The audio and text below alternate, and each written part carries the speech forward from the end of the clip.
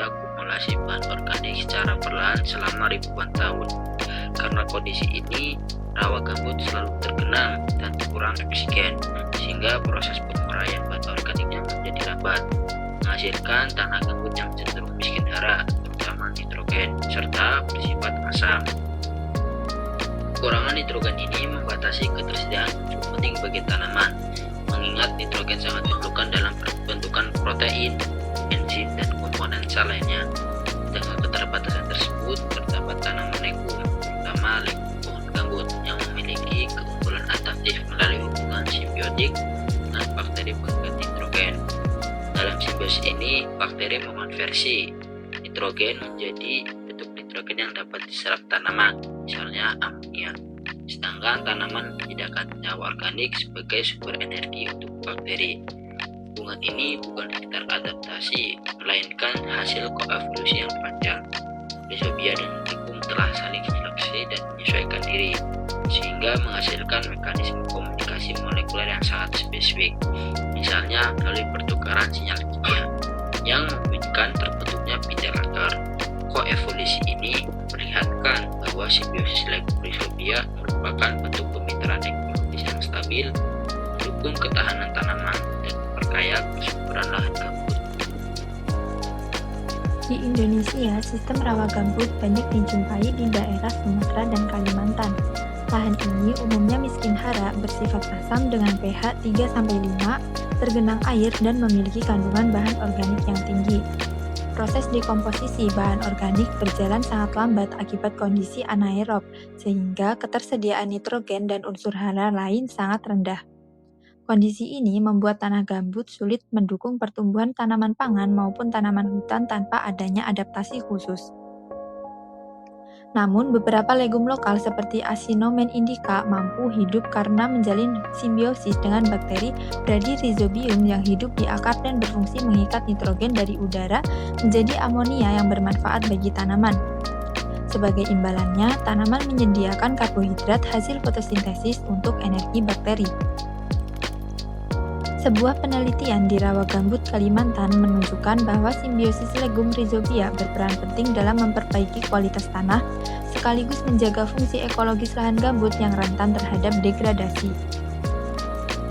Salah satu bukti nyata evolusi adalah hubungan simbiotik antara tanaman legum dan bakteri pengikat nitrogen.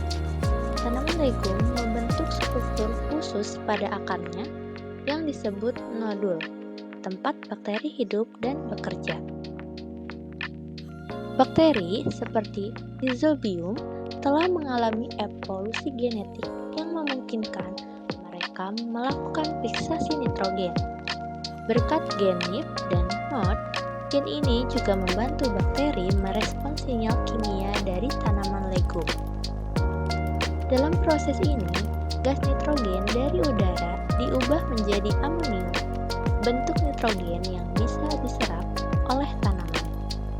Ini adalah contoh nyata koevolusi, di mana kedua organisme saling menyesuaikan diri demi bertahan hidup. Selain Rhizobium, ada juga bakteri lain seperti Azotobacter, Bacillus, dan Pseudomonas yang mendukung pertumbuhan tanaman melalui fiksasi nitrogen dan produksi senyawa penting lainnya.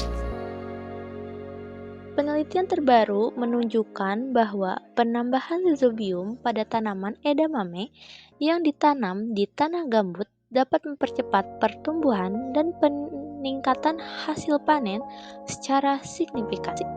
Simbiosis ini tidak hanya menguntungkan tanaman legum, tetapi juga memperkaya tanah, mengurangi kebutuhan pupuk kimia, dan mendukung pertanian yang lebih ramah lingkungan dan berkelanjutan.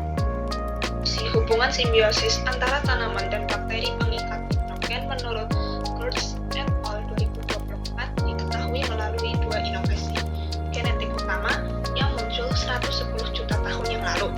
Evolusi tersebut memungkinkan tanaman berevolusi untuk memiliki kemampuan membentuk nodul dan interaksi dengan bakteri. Inovasi pertama dari adaptasi pada kompleks reseptor LCO atau lipoglycosaccarides. Tanaman memiliki reseptor LYS M-type yang mampu mengenali mengenali sinyal dari mikroorganisme lain seperti jamur arbuskular atau AM fungi. Pada garis keturunan tertentu, misalnya legum dan kelompok tanaman lain, terjadi duplikasi gen dari reseptor tersebut, seperti NFR5 atau NFP, yang kemudian mengalami perubahan struktural dan fungsi. Perubahan ini meningkatkan sensitivitas tanaman terhadap sinyal kimia yang dikeluarkan bakteri pengikat nitrogen dalam bentuk LCO yang memicu awal pembentukan node factors. Inovasi kedua yaitu adanya perubahan fungsi dari faktor transkripsi NIN. Jadi pada awalnya, NIN atau nodule incaption merupakan bagian dari keluarga NLP yang berperan dalam respon terhadap nutrisi nitrogen. Mutasi dan adaptasi pada promotor NIN memperbolehkan ekspresi yang diatur oleh jalur sinyal simbiosis atau CSSP yang terdiri dari faktor utama seperti CCAMK dan Cyclops.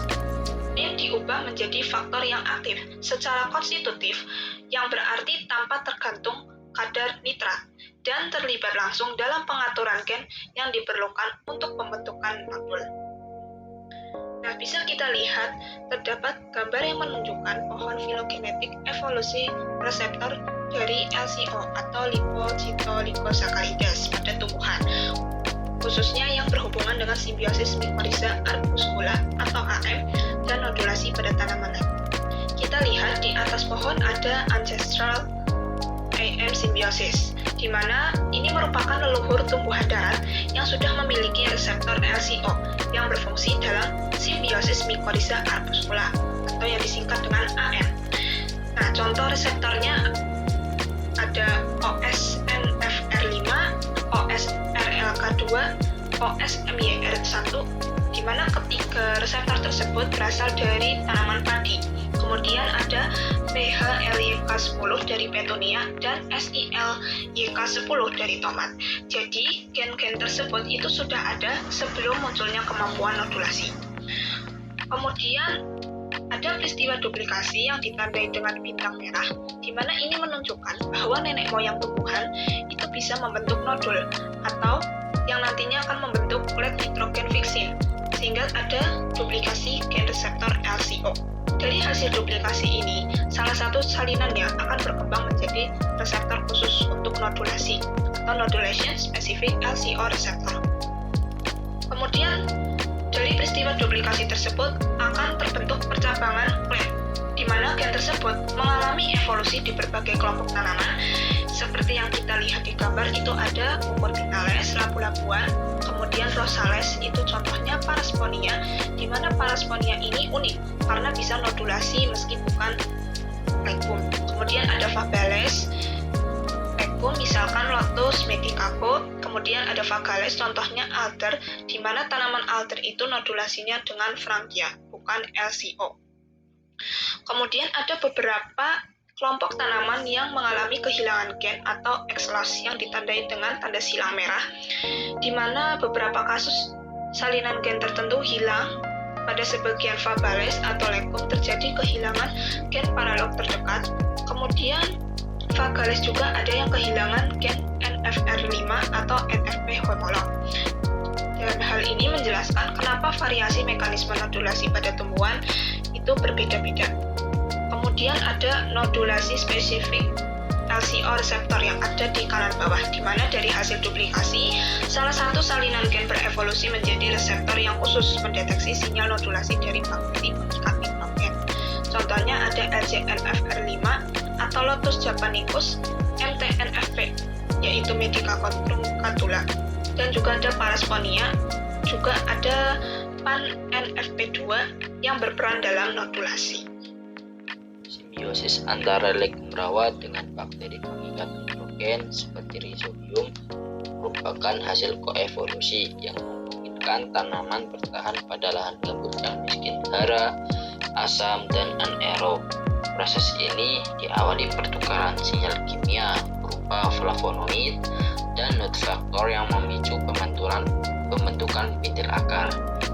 Bakteri berdiferensiasi menjadi bakteroid untuk mengikat nitrogen atmosfer menjadi amonia yang dapat dimanfaatkan oleh tanaman.